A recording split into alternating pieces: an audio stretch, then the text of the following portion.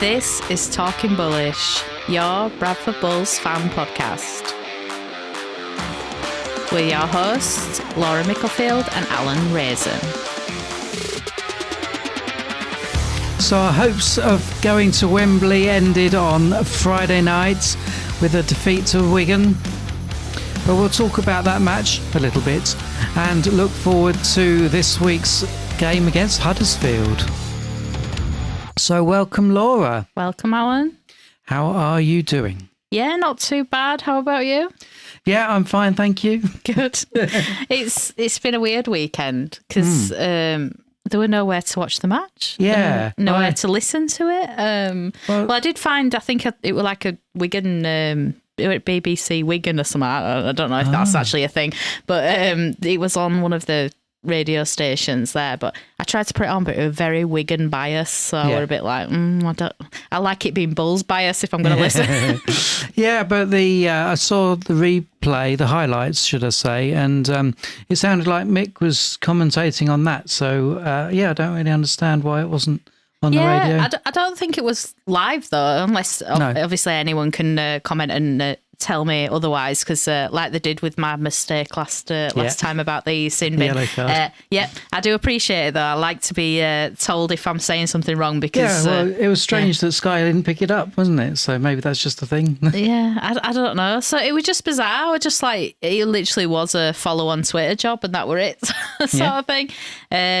So yeah, unfortunately, let's say if you didn't get to go to the match, I think the only way to follow it was on X, not Twitter, sorry, which was how I followed the match on Friday night. So yeah, just a bit strange. Obviously, I think we're getting spoilt with the matches being on telly now, thinking, there's nothing actually on to watch. Although there wasn't another match on. I was quite impressed actually. My phone offered to put the score on my lock screen, but. Which was good, it updated, but if I clicked on it, it took me to Chicago Bulls versus some Warriors match. I got that. It was it was like a Google update saying like keep your live scores here, and then you clicked on it and were like, this is not the match I'm trying to follow. Mine didn't even update either, it just kept it as 0-0. Yeah. No. So I was like, I'm sure something's happening, and then like I say, I'd seen on Twitter like it buzzing saying like Wigan try, and it's like 0-0. I'm like, I don't think this is working. So I clicked on it and I was like, hey, this is Chicago Bulls. Yeah. So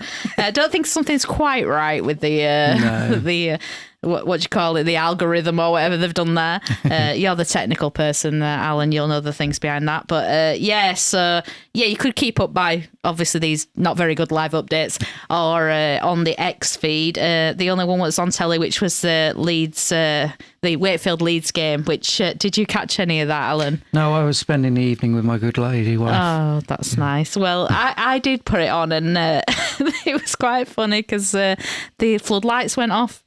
So I know this is not Bulls related, but it was just too like hilarious not to mention. They were just like in the middle of a set, and it just went into darkness. You could just see all that crowd with the phones on. And then, like, I think chanting, like, Leeds fans were chanting, like, they want to go home and all this. Like, I just thought, like, it did kind of epitomise for me, like, just, like, British culture with, like, when something like that happens, it's just, everybody just thinks it's brilliant, and it turns into, like, a massive party. But yeah, it were off us quite some time. The players had to go off the pitch and stuff. They had to get it all sorted and then get them back on. Honestly, just hilarious. You just can't write these things, can you? They try and say like about promoting rugby league as big professional sport and all this, and then floodlights just go out halfway through a set. It was quite eventful. So I didn't get to watch the Bulls, and obviously followed it on X, but I did watch part of a rugby match that before it fell into darkness. Anyway, back to the Bulls. But just thought I'd give that a mention because it was quite funny. Yeah, so it wasn't really a party atmosphere over in Wigan, not for the Bulls' perspective at least. No. Let's just say that Wigan scored quite a few tries in the first half. Yeah, I think, look, when we look back at last week, I can't even remember his predictions now, but I think we were kind of being really optimistic. And I know like the feedback I've got off obviously some of the listeners is be more optimistic. It's good. And it is, but then it was kind of like, I probably was a bit too optimistic. And in fairness, I still think it was really a valiant effort. but the injuries we've got, and obviously the opposition, it would just too far for this one, I think.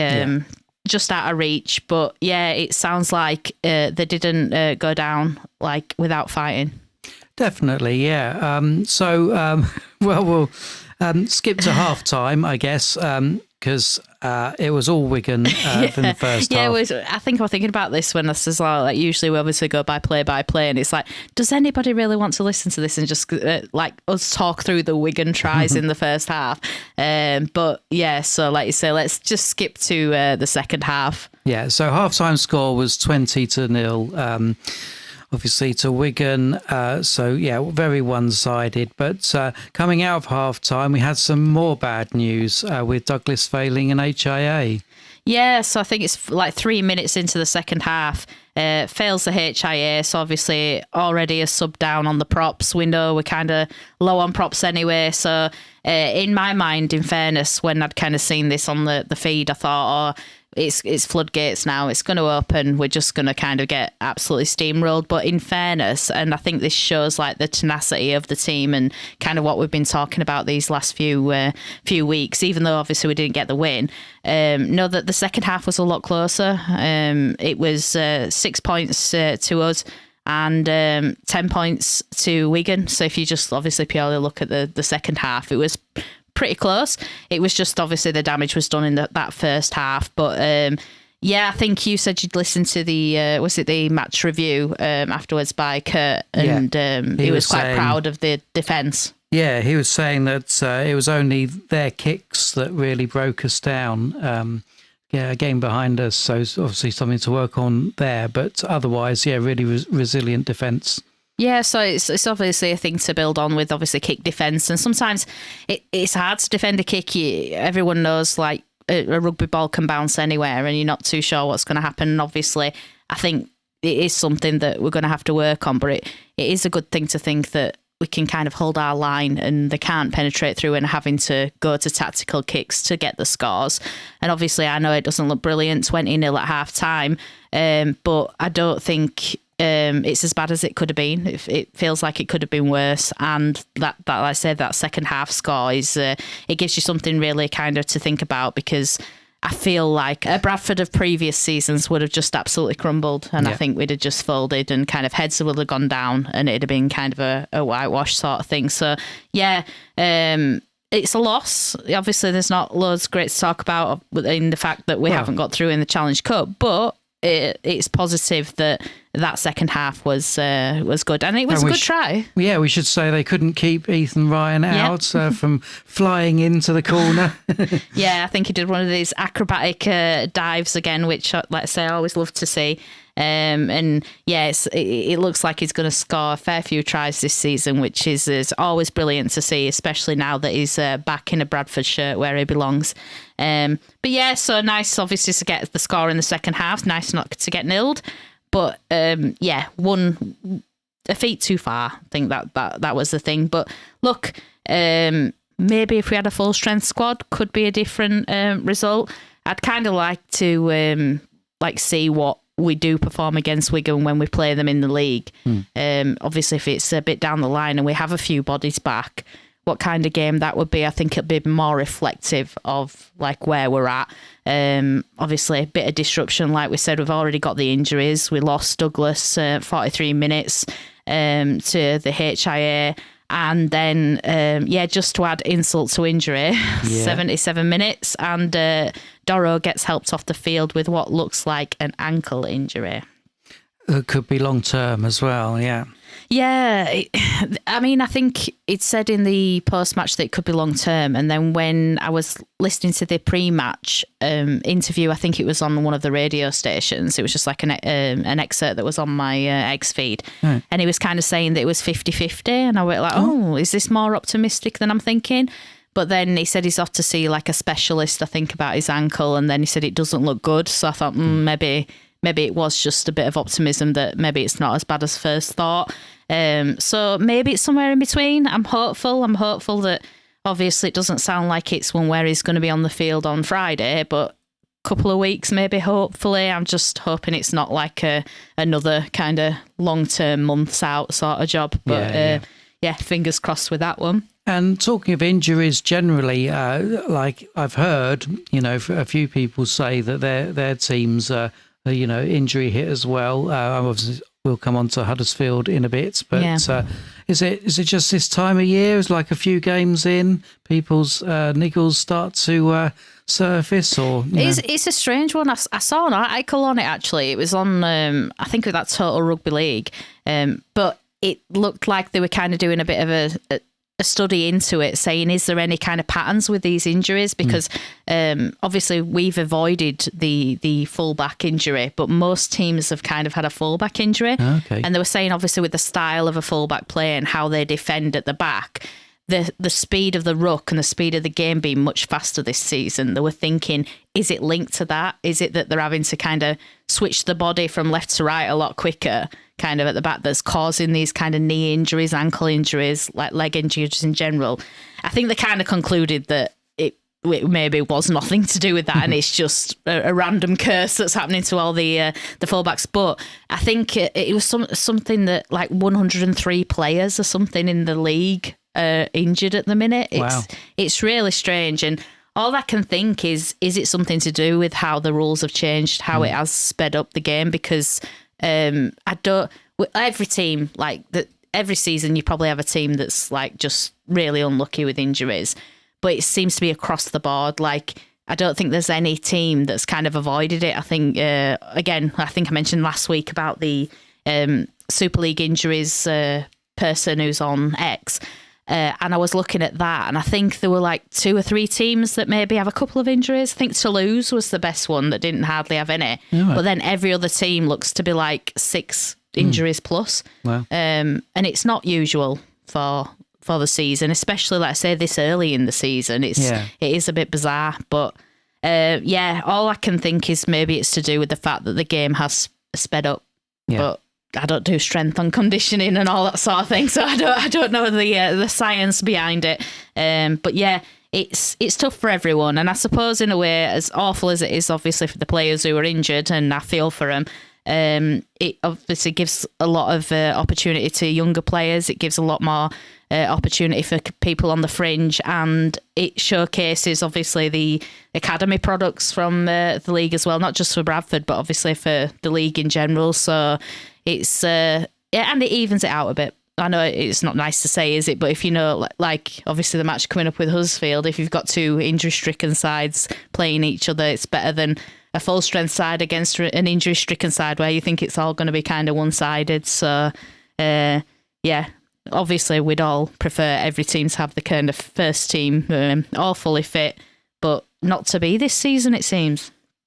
So we can go into the next phase of Challenge Cup and face Wakefield Trinity at home.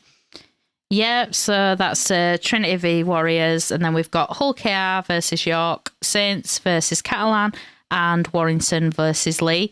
So yeah, let's see who obviously goes through on that. I mean, it wasn't just us that were unlucky. The Rhinos were knocked out as well on Friday. So for Bulls fans who are feeling a bit sad about the Bulls losing, they might felt a bit happier that the Rhinos got knocked out as well. So, silver lining and all that.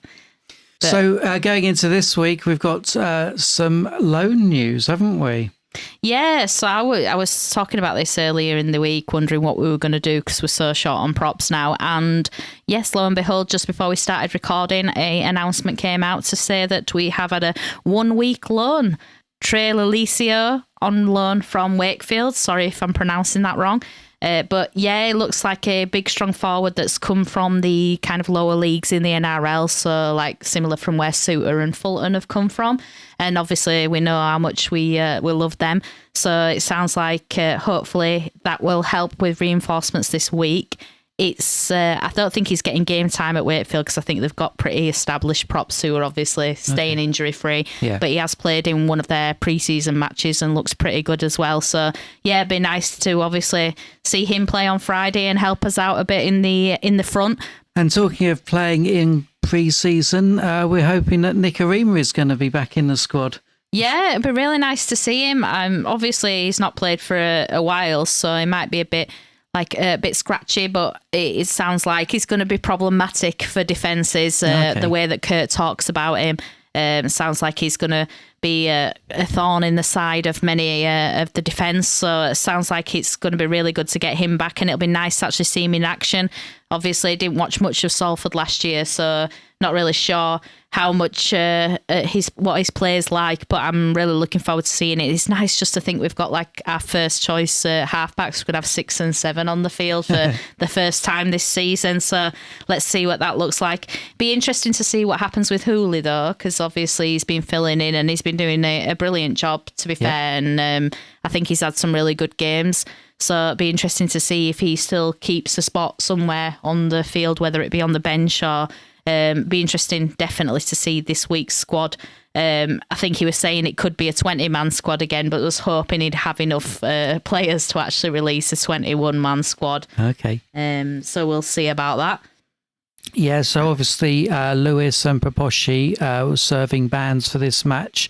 Evans injured, Wacker's 50-50 we said, and it looks like Douglas will miss that match with his HIA failure. Yeah, I think it is the rule that if you fail that you miss the next match.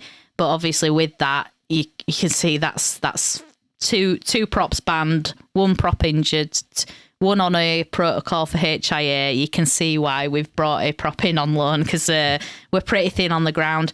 I did say, what do we do? Do we bring people in or give the young props a go? They've recalled Ronan Michael from Keighley, apparently. Okay, cool. Yeah, so recalled Ronan and obviously got Trey in from Wakefield. And yeah, I'm interested to see if he does give the young forwards that have been on loan elsewhere a go this week in Gill, Leake and Bates. But we'll wait and see. I'm interested to know the squad. Be nice to see what the 20-man squad is, but unfortunately it's not out before we started recording this podcast.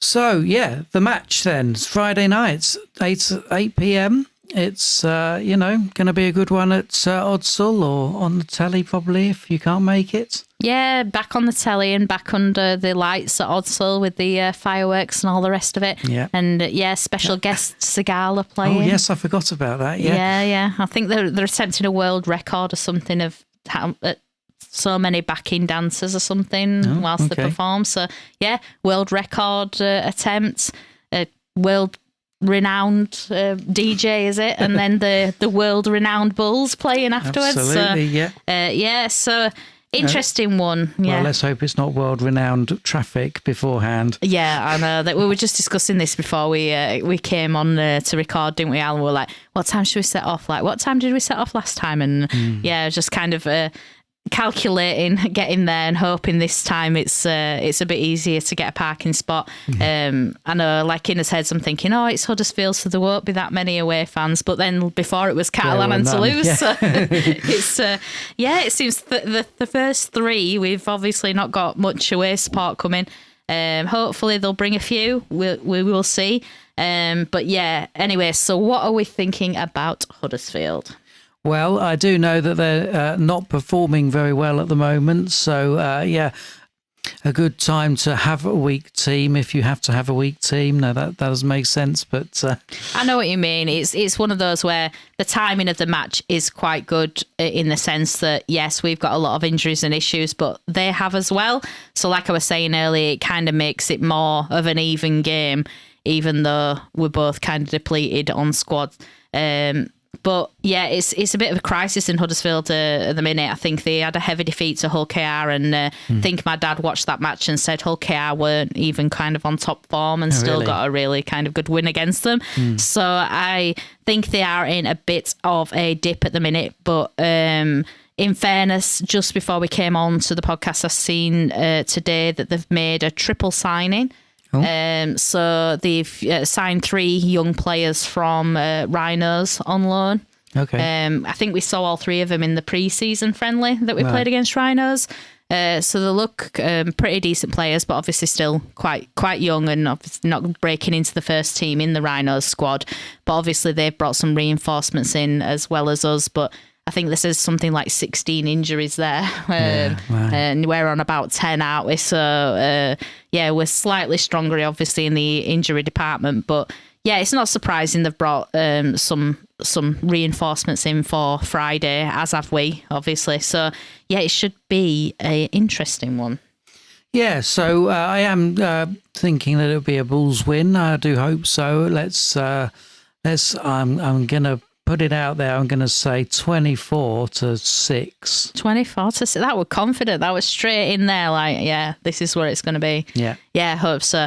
Look, it's one of those where, I'm very optimistic because that's my trend now. Yeah. But I don't want to be cocky about it because I feel like it's one of those where we'll slip up. Like, I think I've still got the kind of mentality in my head of the Bradford team that kind of beat someone spectacular in one round and then lose to someone at the bottom of the table in the next round.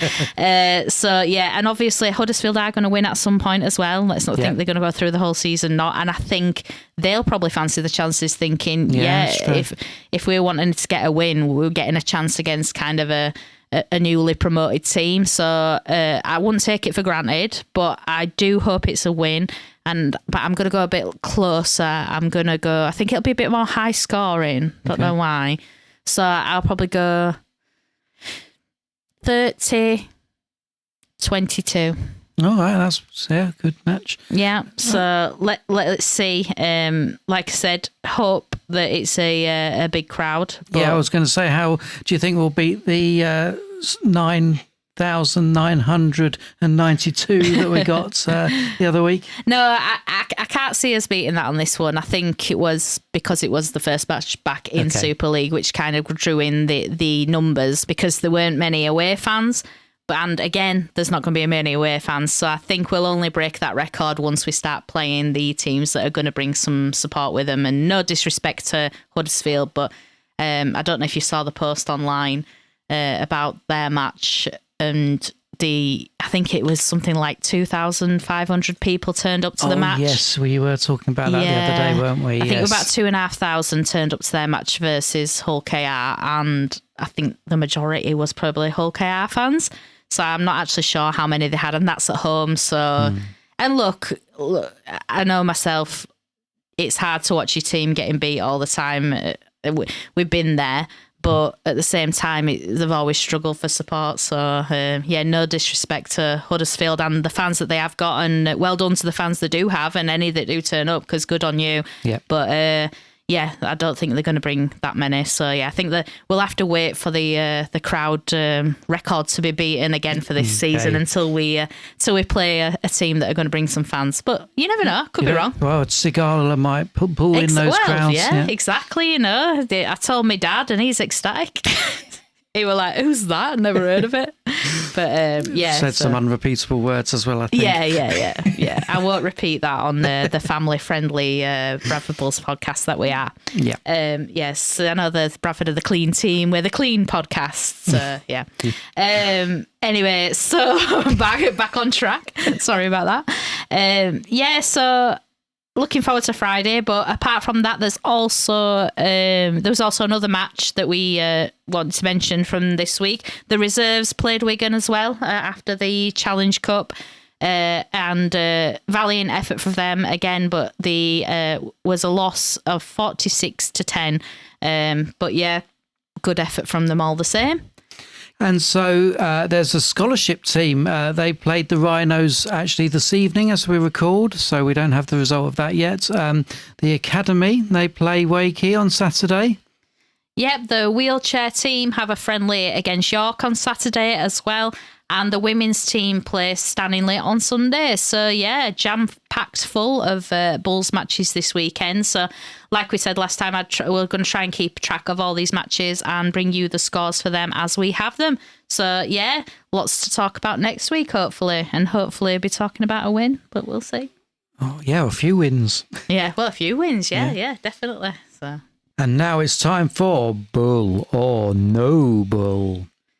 Yeah, Alan, that's your chance this week, and to trip me up with some facts about Huddersfield. Yeah, thought it might be. Yeah, well, I hope you've done your research because, I've found out multiple interesting facts about Huddersfield. Too many, in fact, to squeeze into 3 Bull or no Bull statements. So let me just hit you with a couple of these facts. Yeah, go on.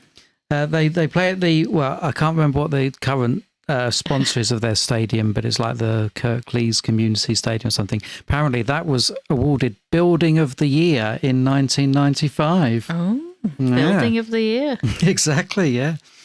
Is that one of the statements, or are you just telling me a really lovely fact? That was one I was going to give to you. But, right, okay, just a taster. Yeah, a taster of all the facts I came up with. Yeah, I do like that.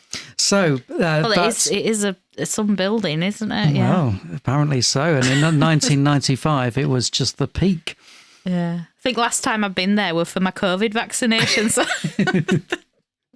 Anyway, back on track. Yeah, back on track. So, This week's questions or statements are all about former Bull George Flanagan Jr., who now plays for Huddersfield. Oh, okay.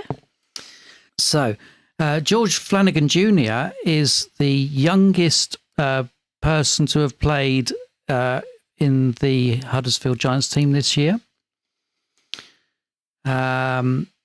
He scored his first try for Bradford against Huddersfield, and he was last year's top point scorer for Huddersfield. Right, okay. I can believe that he was a top point scorer. The reason being is because I know he does the kicks, so obviously that's going to tally you up. So I'm going to take a punt that is correct. What were the other two? He's their youngest player, or the youngest person to have appeared for them this season. In the first team? Yeah, according to Rugby League Project. Okay. Yeah. And the other one was that he scored his first try for Bradford against Huddersfield. Right, okay. So just by kind of working things out, I'm going to go that the other true one is that he was the youngest player for them. Obviously, I don't really know that. They might have younger people, but he is quite young. The one I'll go false is that his try was against Huddersfield. The reason I think that is because Bradford weren't in Super League and Huddersfield were in Super League when George Flanagan Jr. was playing for us. Therefore, unless it was a friendly that I've not thought about, I think that is the Bull statement.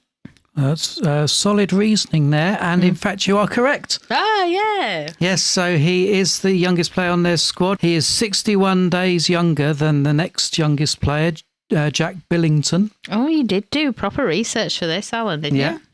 He scored 124 points last season, becoming the top point scorer. And his first try for Bradford was, in fact, against London. But the interesting fact here is it was in a game in which his father, George Flanagan Sr., also played. Yeah, I loved that. Actually, I remember it. Yeah, I remember it. When they played together and there was a picture from it, it was brilliant. Yeah, I do. Yeah, I do remember. I didn't know that was his first try because obviously I've seen him play, but when they played together, yeah, I remember that. Yeah, that was nice. That I remember reminiscing over that, and he should be back in Bradford. He shouldn't be playing for Huddersfield now, but that's just my opinion. And obviously, he's probably really happy there. And he ain't admit it though. He's got a bad injury. I think he's just had an operation. So hope he's back soon. He's fell to the curse of the fullbacks. So yeah, wish him well anyway. Even though he's playing for the wrong team, but he won't be playing against us on Friday at least, so we don't have to be booing him because we do actually love him, really. And that brings us to the end of another episode of Talking Bullish. Thanks very much for listening, and don't forget to like, subscribe, tell anyone you know, and help us grow our fan base. Yeah, I think Alan's covered it all there. I can see that our subscribers on YouTube have crept up a little bit, and I think our listeners on Spotify as well seem to be creeping up a bit as well. So thank you so much to anyone who is listening. And again, thank you for the comments or people messaging us. Like, let's say I like to be proved wrong anyway if I'm saying some rubbish on here, but I also like people just getting involved and giving their opinion because, yeah, it is obviously we're just doing this because we are fans and we want you to get involved as well. So until Friday, keep running with the Bulls. Yeah, see you Friday night at Odsal.